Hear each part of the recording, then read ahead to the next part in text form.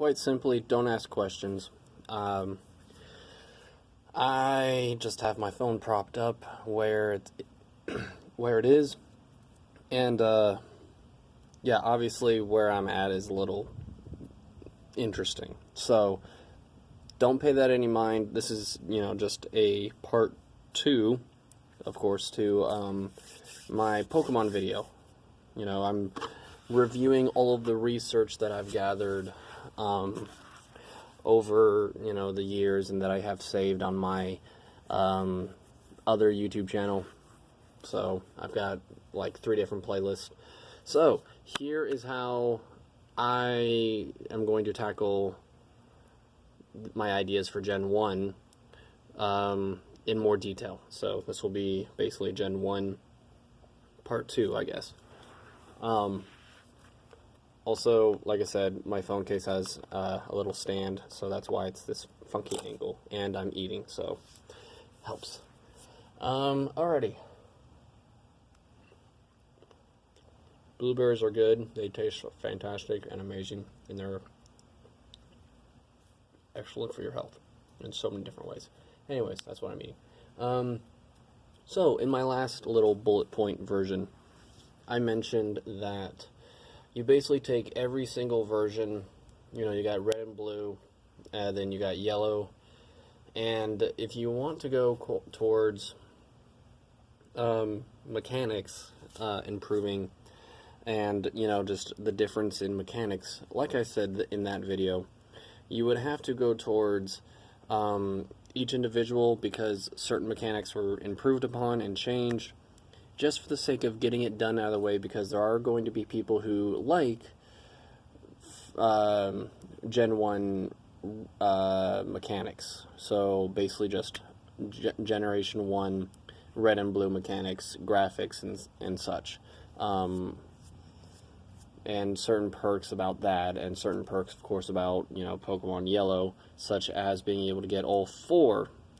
That's right, in my mind, there's 4 starter Pokemon to every generation, or at least the ones I grew up with, because you had basically the poster child, which was typically an electric type, or promos, or whatever like that, for every generation, especially for Gen 1, 2, and 3, which, yeah, 1, 2, and 3. Because 3 is when we really got the baby. No, that was 2 when we got Magby and Smoochums for Jinx and Electrokid, or whatever that Pokemon's properly called. I always called it Electrokid, so sorry. The baby form of Electro, or Electabuzz, I mean. So, for the sake of getting the mechanics down of every individual, thing, like I said, go with insanity, doing every nitty-gritty. Do Fire Red, or not Fire Red, we'll tackle that when we talk about Gen 3 games. So do, red and blue, and I want to say there was a slight graphic difference between the two, because for the Game Boy Color, or I think it actually came out on the Game Boy original, and you can put it into a pack that allowed you to play it on the N64 or on the Super Nintendo or whatever like that, which had certain graphics that would go around the entirety of your game screen and whatnot. That was exclusive to each different version. So, that aside, obviously that won't really be in our ROM game, unless you want to utilize that for the sake of putting it on a physical cartridge of that format, which, hey, you know what, that's not a bad idea. So at that point, again, you would have to use the data that is on the original cartridge and everything, the format of Game Boy or Game Boy Advance, or Game Boy, yeah, GB, GBC, GBA, simply put. And then, because realistically, Generation 1, when you look at the games, has 2 parts. You have, obviously, the actual Generation 1 cartridges, red, blue, and yellow.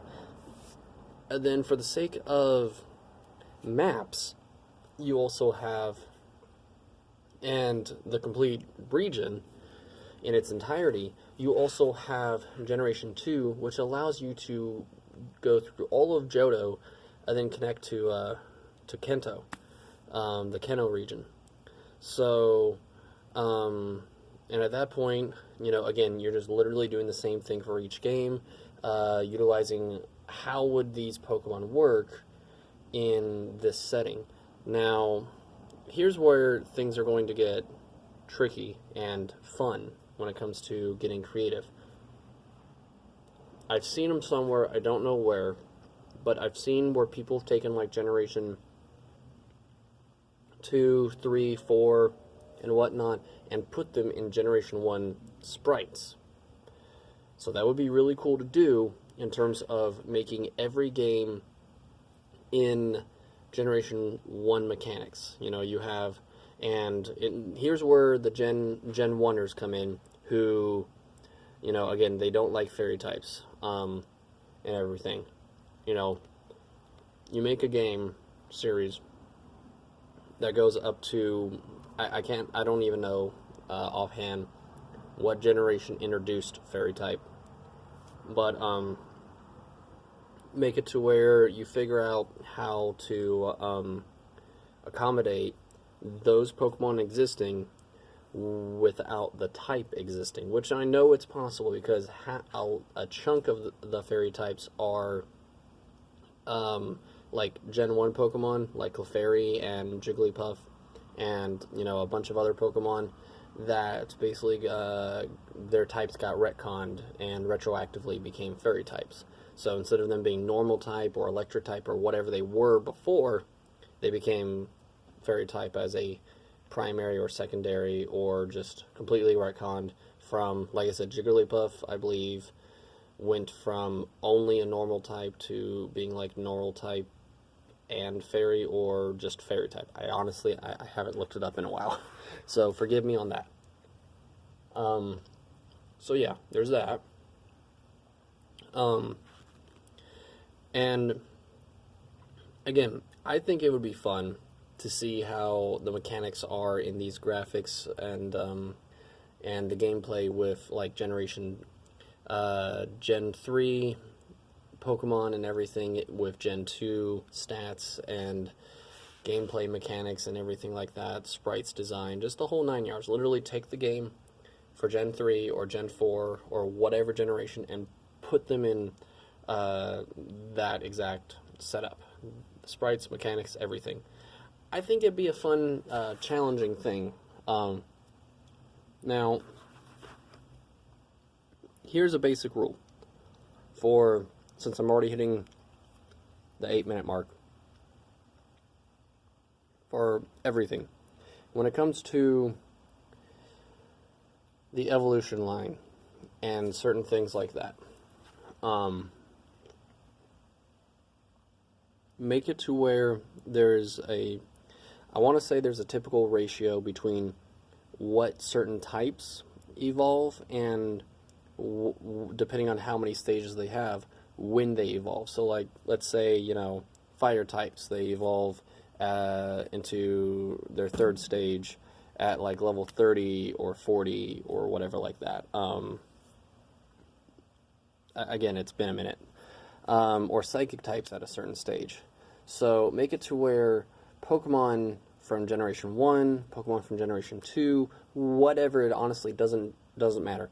Make it to where if they had a stigma, an evolution stigment, like, oh, it requires a trade, or requires a hold item, or requires a hold item and trade.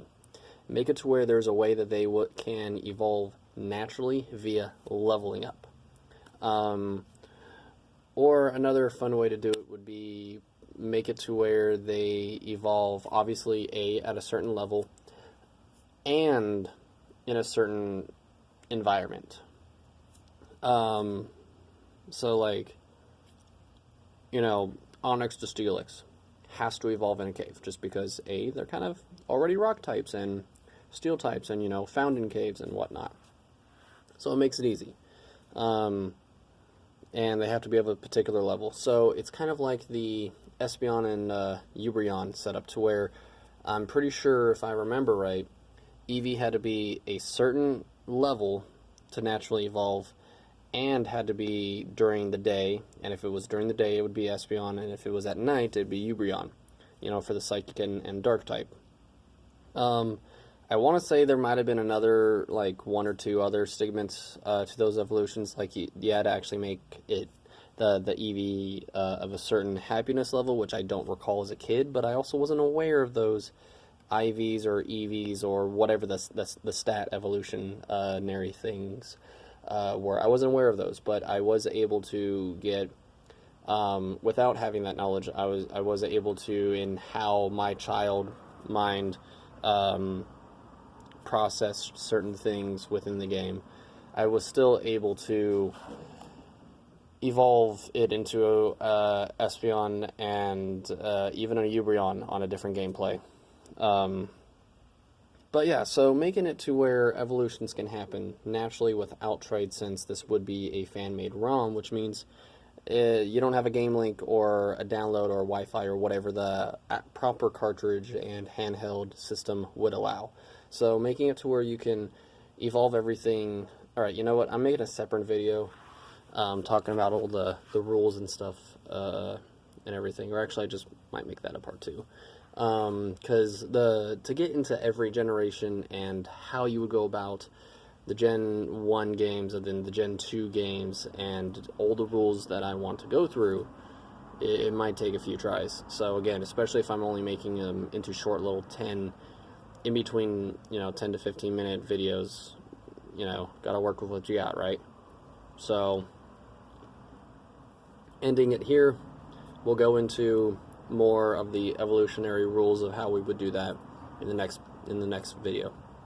Till then, I'm also going to continue to watch all the videos I have saved into playlist, which is more or less how we would go about connecting an all-in-one region's map, and other such things, like, how would you incorporate this thing from generation 2 or 3 or whatever. How would you do that? Or again, how would you work these things into generation 1? Certain mechanics or certain Pokemon only worked a certain way, like I said, evolve with a hold item or evolve with, like, a Sunstone or whatever.